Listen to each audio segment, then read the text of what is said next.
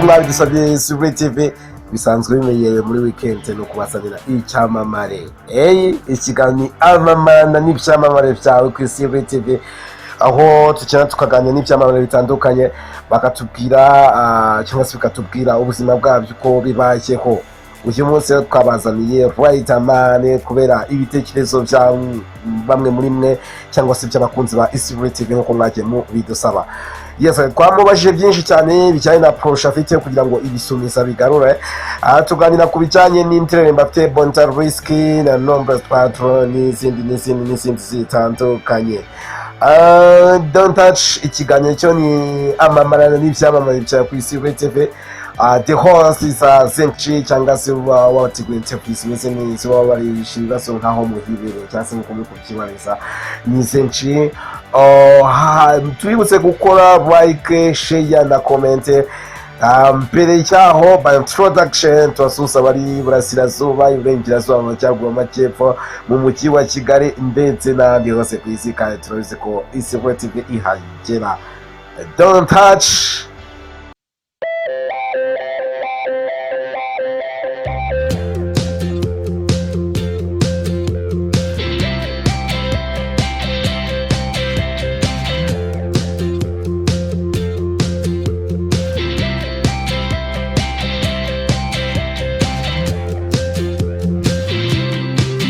Ibintu nyinshi cyane Riderman atagaragara yaje mu ndirimbo yitwa Padre, none n'ubundi afite indirimbo yitwa Bonita Risky. Riderman kiko cy'indirimbo yayise gutya Bonita Risky ni izina ry'umuntu kugira ngo yaramaze na benshi, nk'uko umuntu ashobora kwitwa Paul, nk'uko umuntu yashobora kwitwa Kalista. Risky ni izina ry'umuntu, Bonita naryo zina arabitwa Bonita ni umuntu witwa gutyo nko kumuririmba. Nihe wakuye inspiration yo kugira ngo izina uririmbe indirimbo yite gutya? Ni mu by'ukuri indirimbo ishingiye ku gitekerezo cyo kuba wasaba umuntu umubwira uti ngwino dutaramane ngwino turi kumwe. Mu buryo bwo kuzimiza kugira ngo wenda uwakora ubushakashatsi cyangwa se ku bantu basanzwe babizi, hari umuntu witwaga Monica Lewinsky, abaza gukurikirana barakumenya icyo indirimbo isobanuye bagendeye kuri ibyo bintu. Riderman muri iyi minsi kubera icyorezo cya coronavirus abanyarwanda ndetse n'abandi bahanzi muri rusange ntabwo babayeho neza mu buryo bw'uburi financier cyangwa se bw'amafaranga. Ese nka Riderman nihe ukura amafaranga kugira ngo muri iyi minsi burigaragaza gutya? Nk'uko bivuze icyorezo cya coronavirus cyazegajije isi no mu bahanzi byagezemo ku buryo nta bitaramo bihari, nta kazi gahari.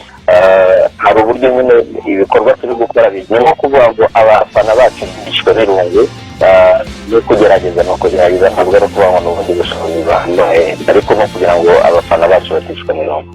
Riderman reka tujye ku bijyanye na hip hop cyangwa se rap nk'uko uyiririmba cyangwa se umuntu mu legend navuga hano mu Rwanda ndetse no muri East Africa yose, aho abahanzi benshi bagufatiraho icyitegererezo nka Riderman. Muri iyi minsi njyana isa nkaho iri kujya hasi, isa nkaho iri kugenda imanuka. Ese mubona impamvu ari iyihe? Ese niki cyakorwa kugira ngo injyana ya rap yongere izamuke isubire ku ntebe nk'uko muri za 2010 2012 na 2013 gutyo yari imeze?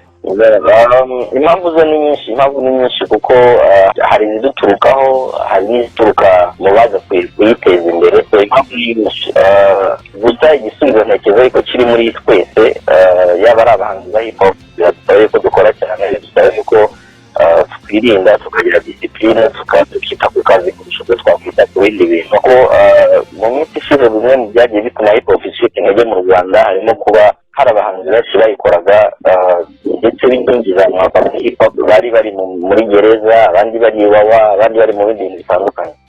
Ubu ngubu rero abenshi bari hanze, icyo dusabwa ni uko twagira discipline tugakora cyane, tugashyira hanze ibihangano byinshi byatuma abantu bakunda hip hop bongera bakegera icyizere. Ikindi nanone gikomeye ni uko itangazamakuru ryagakwiye gushyira imbaraga mu kwipromotinga nk'uko bayikinaga n'ubundi muri iyo myaka wari uvuze. Ubu rero dusanga bakina izindi njyana kurusha uko bakina hip hop.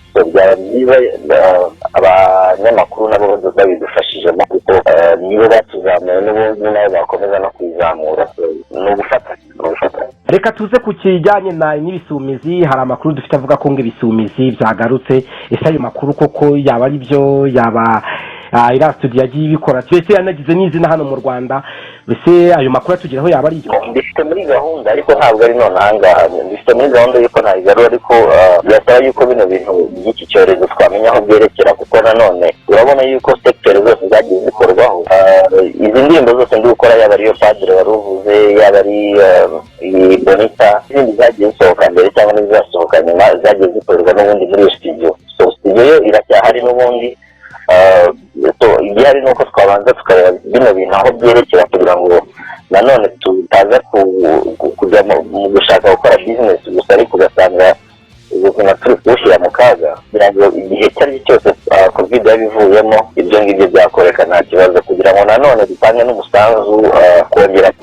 kuzajahura umuziki nyarwanda cyane cyane yuko wakumwe mu nkokora na kino cyorezo. Imbere wenda yo kujya kuri weekend yawe nka Riderman uko ibihagaze reka tujye ku bijyanye n'abafana bawe se nka Riderman n'indirimbo Padre ya Bonita Risky nicyo usaba abafana bawe kudushyigikira indirimbo turasohora bakazisangira abagenzi babo bakazumva bakazibyina bakazishimira bakazitaho no ku maradiyo bakadufasha ubutumwa buri muri zino ndirimbo bukagenda bugera kure. Weekend ya Riderman wenda watubwira nka mbere ya coronavirus ndetse na n'ubu muri coronavirus weekend ya Riderman ni weekend imeze ite?